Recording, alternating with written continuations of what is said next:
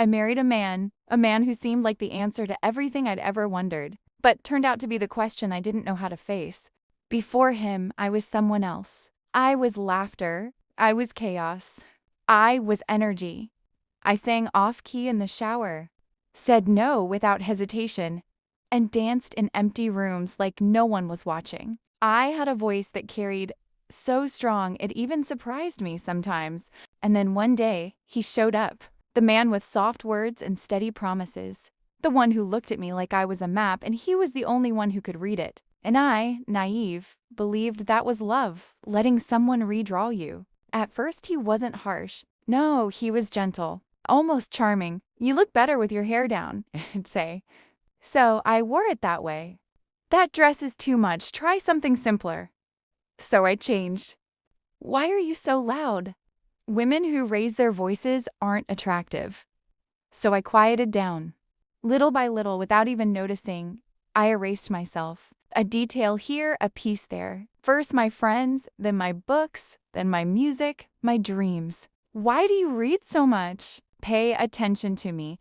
"Why do you want to work?" "Can give you everything." "You're really going out dressed like that?" And slowly, he began to rewrite me. His words settled into my body, my mind, my silence. I became something shaped to fit him, but empty. A figure on display, a shadow answering to the name wife. Do you know what's worst? When I looked in a mirror, I didn't see someone broken.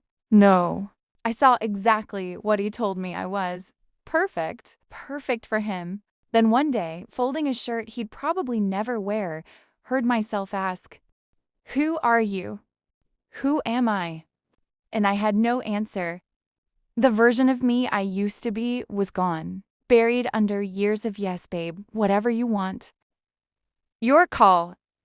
But it wasn't a scream that woke me up. It was silence. Cold, endless silence where I didn't even dare to say my own name out loud. Because he didn't take my identity all at once. No, he took it piece by piece like a patient thief, until there was nothing left of me. But today, I'm still here, alone, and yes, I'm scared, because I don't know who I am without him, but I'm ready to find out. I'm going to go looking for myself, even if it takes years, even if I lose my way 100 times. I will speak again, I will sing again, I will dance again, no music needed, because I would rather be a broken version of myself than a perfect version that belongs to someone else. To the one who shared this story, I know you'll find your way back to yourself.